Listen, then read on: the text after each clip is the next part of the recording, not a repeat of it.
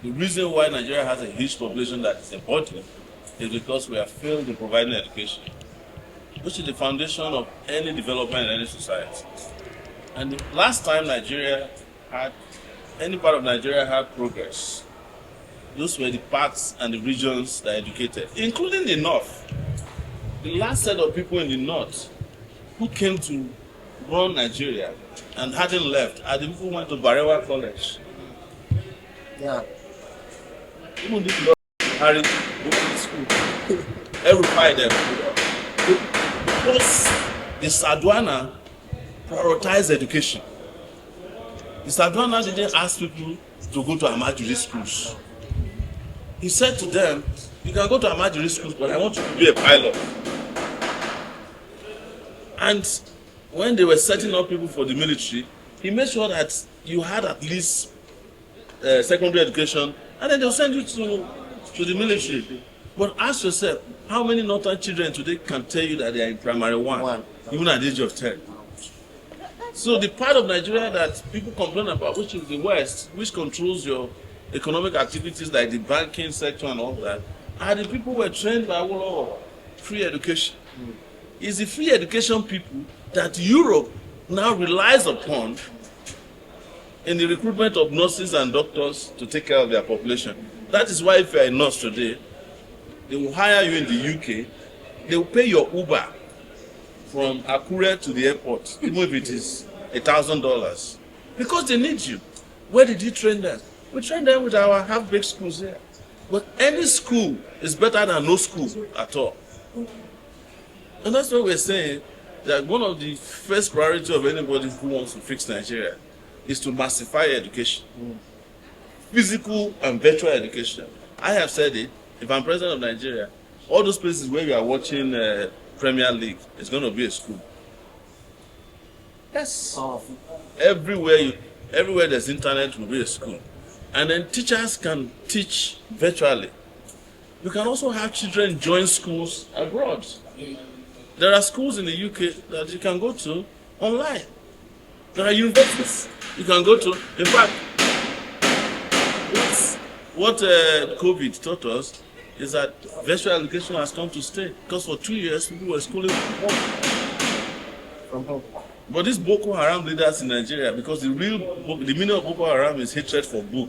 Anybody who is a governor who is closing down schools because of terrorists is a Boko Haram member. Because if you don't hate books, you will protect the schools.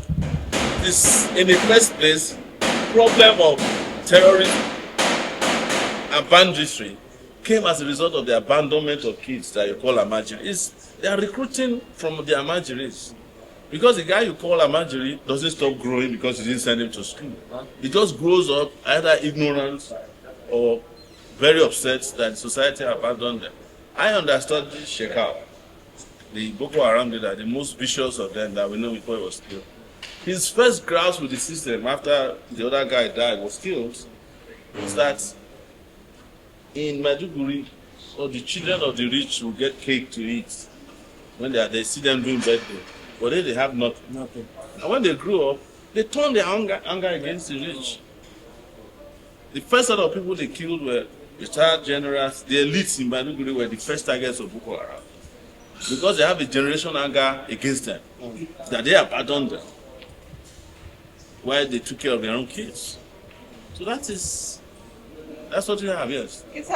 How do we take care of this Almaji range in health? Because there are so many little children at school without education. There are not as many as you think. They look many to you because nobody is tackling the problem. See, even the worst Almajiri in the world, when he's done with begging bread, he wants a place to sleep. So the solution is to provide roof over their heads and amenities that keeps them somewhere where they can become educated and healthcare. So a governor will build a house, or a politician will build a house in this Abuja. It's empty. They will put the guards there, police. Nobody uses the place. And I've advocated that until the primary schools and secondary schools in Nigeria start looking like the mansions of the governor in the village, you are not going to make progress. The place that should look the best, if you go to an average American neighborhood where I was for 20 years, the secondary schools are sparkly clean. The primary schools, they have a design for every secondary school, every primary school. So the most likely place we are going to find a parking lot, a stadium, an indoor in your neighborhood. It's not a private mansion. It's a secondary school and primary school.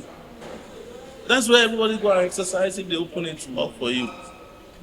But the most likely place in Nigeria that you find a stadium, a swimming pool that is Olympic size, an indoor cinema, indoor playground, is the home of a former governor or a serving governor.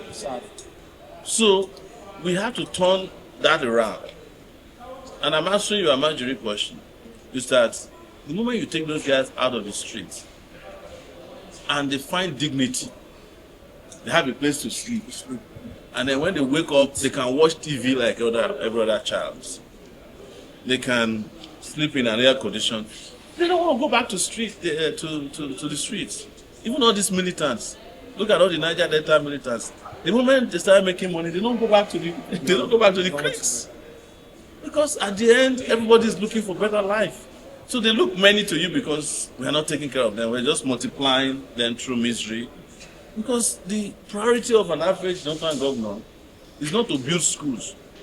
It's to conduct weddings for people who are already married. Mass wedding. Their priorities are wrong. I saw them in Kaduna. All of them are there with plenty of police, plenty of cars. Nobody amongst them you could tell is governing any space. You can see the idleness of these governors, the way they sat down from morning to evening, just listening to speeches and playing with their phone. Yes. Not more.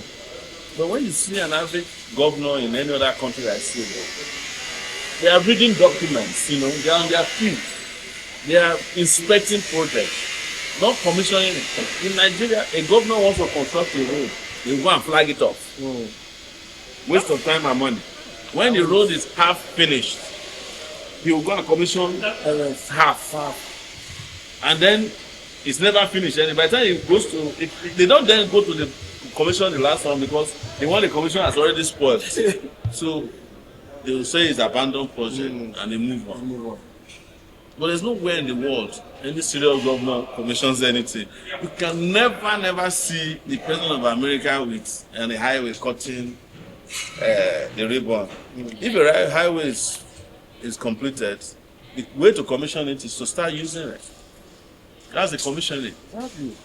They might do symbolically commissioning war ships. Yeah. Because those ones they use it to threaten the rest of the world. Yeah.